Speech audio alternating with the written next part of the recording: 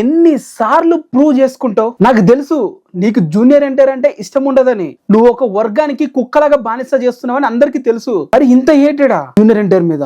రగడి అనే ఒక యూట్యూబర్ ఈ రోజు ఎన్టీఆర్ త్రివిక్రమ్ మూవీ మీద కాంట్రవర్సీ అని చెప్పి ఒక వీడియో చేశాడు, ఫుల్ లెంత్ వీడియో. ఆ వీడియో మొత్తం చూడడానికి కూడా చిరాకేసింది నాకైతే. నేను చూడలేదనుకోండి, బేసిక్ గా నాకు అర్థం కాదు.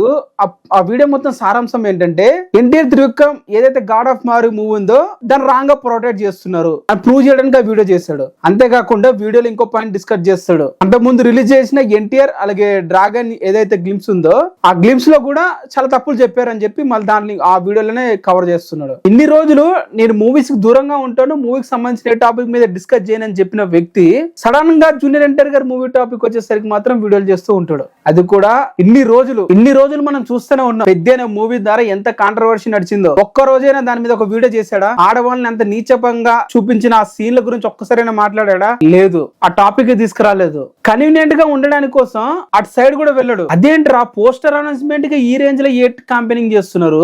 నాకు తెలియక అర్థం అవ్వట్లేదు. అంటే ఎందుకు ఇంత హేటెడ్ అసలు నాకు అర్థం కాదు. జూనియర్ ఎన్టీఆర్ మీద ఎన్టీఆర్ సినిమా ఉందంటే చాలు హేటెడ్ పెంచడానికి రెడీగా ఉంటారు వీళ్ళు.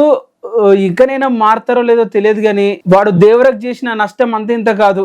దేవర మూవీ క్లైమాక్స్ పార్ట్ లీక్ చేశాడు టిస్టుని. దాని మీద ఎటువంటి యాక్షన్ కూడా తీసుకోలేదు మూవీ టీం ఆ టైంలో. ఇలాంటి వాడు మళ్ళీ రేపు డ్రాగన్ కి రేపు గాడ్ ఆఫ్ వార్ మూవీ కూడా రెడీగా ఉంటాడు ఇలాంటి వీడియోలు చేసుకుంటూ. ఇప్పటికైనా టీం యాక్షన్ తీసుకోవాలి ఇలాంటి వాళ్ళ మీద ముందుగానే. కావాలని వాంటెడ్ ఏటెడ్ క్యాంపెయిన్ చేస్తున్నాడు అని చెప్పి.